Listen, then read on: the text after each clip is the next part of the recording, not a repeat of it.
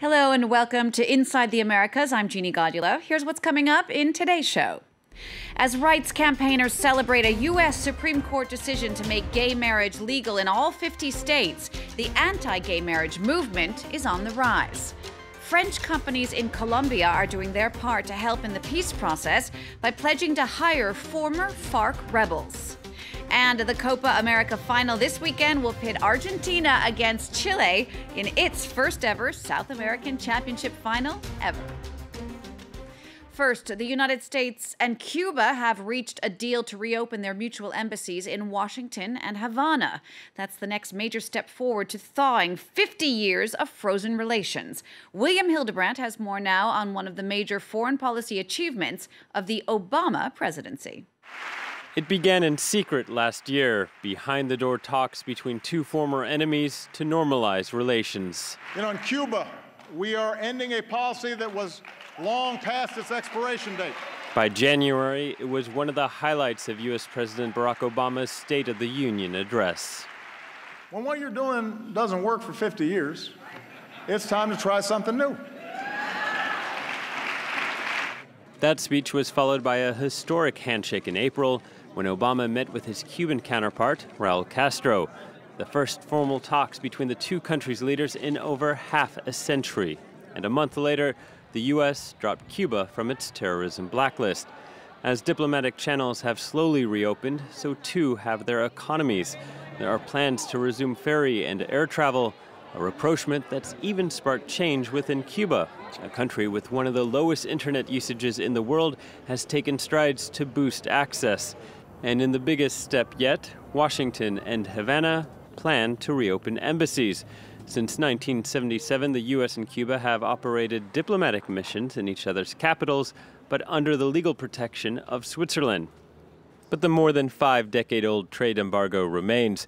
Though Obama has urged Congress to lift it, many U.S. Republican lawmakers have blasted him for making overtures to the communist island.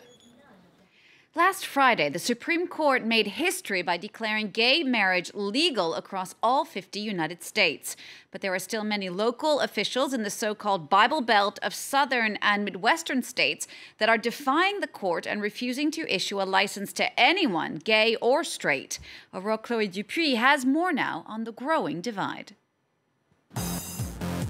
Rainbow flags everywhere, at the White House, in shop windows and on the pavements, much to gays and lesbians' delight. On Friday, millions of people celebrated the Supreme Court's decision to allow same-sex marriage across the US in all 50 states. Your love is no different than other people's loves, and it is an important decision. I'm excited that I can finally marry the person that I love. I'm really, really proud of this country right now. This is really awesome. The ruling came just ahead of the Gay Pride Parade, but not everyone was pleased. Conservative and religious groups insist marriage should be between a man and a woman. Well, it's really disappointing when 5 lawyers on the Supreme Court overruled the voices of over 300 million Americans who were engaged in an honest and earnest debate about marriage. It's important that Americans would be allowed to continue that debate, and today the Supreme Court overstepped its bounds and took it from them. In both camps, the issue's been splashed all over social networks. Over the past few days, more than 20 million people have applied a rainbow filter on their Facebook page, including Mark Zuckerberg, Leonardo DiCaprio, and Arnold Schwarzenegger. Some fans were thrilled, but others were shocked, particularly those living in the Arab world and in Russia, where homophobia is rampant and where gay protests are often silenced. In response to the rainbow flag filter on Facebook, thousands used a filter of their own national flag instead. In the US, anti-gay activists say they're preparing for further legal challenges, but for now, clerks who refuse to issue marriage licenses to gay couples could be fined. Meanwhile, French Prime Minister Manuel Valls was recently in Colombia, a chance for him to underline the importance of the peace process there between the government and the leftist FARC rebels. France is the #1 foreign employer in Colombia, and to better help the country in conflict, some French companies have pledged to hire former rebels. Others have already done so for several years now, like the restaurant group Sodexo. Our correspondents Pascal Mariani and Juan Orozco found out more. A car workshop in an affluent neighborhood in Medellin. Amidst the nice cars, one worker has anything but an ordinary past. I used to be part of the FARC guerrilla. Here, only my boss knows. No one else. Carlos prefers to be discreet for his own security, but also out of fear of being looked upon badly by his colleagues. The ex-guerrilla works as a cleaner for Sodexo, a French company that provides services to businesses. He abandoned the ranks of the FARC and swapped his weapon for a broom, with no regrets. A broom and rag generate a wage through legal means. A weapon only brings violence and nothing good. In the same company, Carlos might run into John, a messenger and former member of a paramilitary group, the guerrilla's sworn enemy. At first it was uncomfortable, but we were restarting a new life. We left the past in the past. It was in Medellin that paramilitary groups first started giving up their arms 12 years ago. Today, this city, once the most dangerous in the world, has become a model of social integration. Medellin has been at the forefront of all this and continues to take a stake in helping to get its youth ahead. The Colombian government is trying to get the private sector to also make a bet on peace. Sodexo employs dozens of ex-combatants and hopes to serve as an example. There are still a lot of big companies that could support this process, but they still feel fear. The effort that we all need to make is to believe that it is possible, to believe that we are, from here, supporting peace and reconciliation in this country.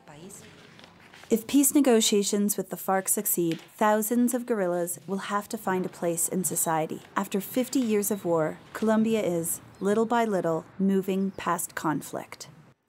Football news now, and the Copa America final is this weekend. That will pit Argentina against Chile in its first ever South American Championship final. Argentina has superstar Lionel Messi on its side, but Chile is still keeping the faith. Chile's first South American Championship hangs in the balance. The pressure is on for the home team to win the trophy. The fact that we've been able to get to the finals of a tournament that's being held in Chile with our supporters is a dream that we were aiming for. And it worked. Now we have to prepare for what's coming. Chile's fans are ready. Until now, the tournament's hosts have let every final they've played slip through the net. To hold a title would be a dream come true. In the end, it's always Chile. Chile is going to win the Copa America. The Copa America stays at home. But they also know the facts. Their rivals Saturday are none other than Argentina, that's seeking revenge for losing the World Cup to Germany a year ago. This is star striker Lionel Messi's third tournament final with his national team, and he hopes to win it. But with its stellar performance so far, La Roja is giving the Albiceleste a run for their money. Chile has a great side. They play well as a team and have very good individual players. They could change the game. They have been playing together for a while now. They know each other well. They are always attacking and do not let opponents play, pressing on all sides. A very good team. For all its star power, Argentina hasn't won a significant trophy since the 1993 Copa America. This tournament, the team has scored few goals, apart from during the semi-final match against Paraguay. Argentina is hoping history will repeat itself. It's gone head-to-head with Chile 24 times in past Copa tournaments, and the Albiceleste has yet to lose. Other sports news now with the Tour de France. The world-famous cycling race gets underway this weekend, and one Colombian cyclist has been getting a lot of attention. His name is Nairo Quintana. At just 25 years old, he's one of the youngest riders in the Tour, but certainly one of the most talented climbers. And he just spent 6 weeks training back home on the very mountain paths he once rode to school. These mountains have no secrets for Nairo Quintana, one of the favorites to win this year's Tour de France with Spain's Movistar team. It was here, in the Colombian Andes, where the climbing specialist began his career as a cyclist. Even though most of his competitors train in Europe, the 25-year-old has returned home to train, hoping to become the first Latin American winner of the prestigious French title. I don't train over there because that would mean being far from home all year long. And here I'm with my family in high altitude and preparing very well. This is the advantage of being here. Quintana's training route usually takes him past the house where he grew up. Born in a family of farmers, he learned to cycle to be able to ride 17 kilometers back and forth to go to school, so his father could save some money on his and his siblings' bus fare. Their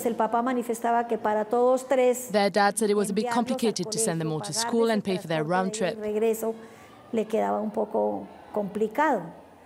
So he asked if they could help with the bike and take turns to reduce his expenses a bit.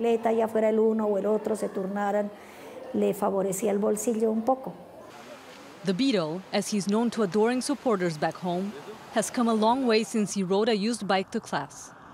He was runner-up at the 2013 Tour de France and won last year's Giro d'Italia.